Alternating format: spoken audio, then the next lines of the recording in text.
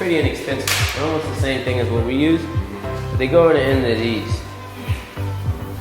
And so I haven't pushed on it yet, but they seem to snap in, so they don't come off as easy, I think. I mean, they're snapping in, so that's pretty stout.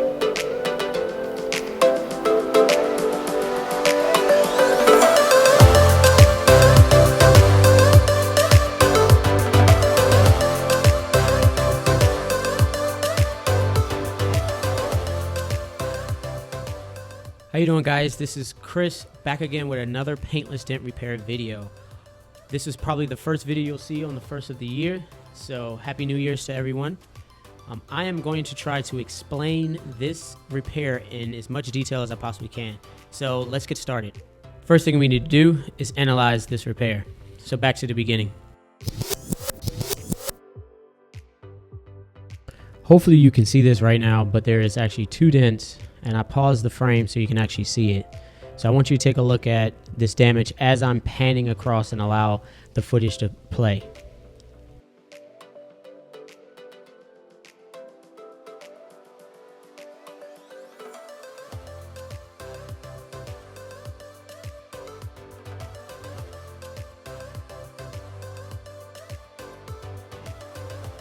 This is definitely not a complicated repair. Once you bring that body line back up, most technicians, most skilled technicians should be able to get this repaired 99%.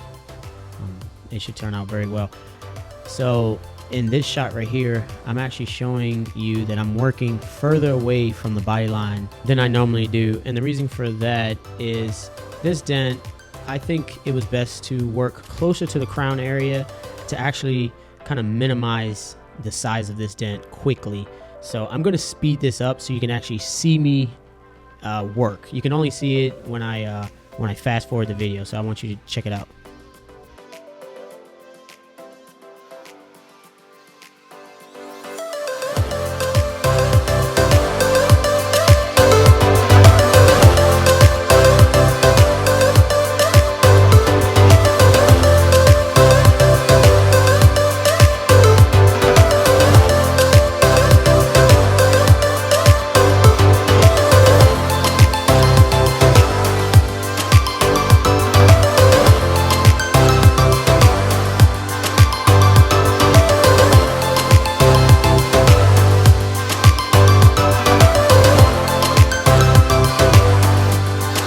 Hopefully you can see the direction I actually work this repair.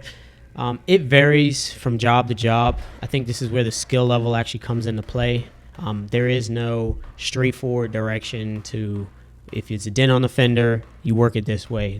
It's nothing like that in this industry. So if you're wondering what tool I'm using, it's the 24-inch Ultra Dent Tools double bend push cap fitting with the signature Craftsman hammer that pretty much every dent tech likes to use. So those are the tools, Ultra Dent Tools PDR Lite, and that's pretty much it for this repair.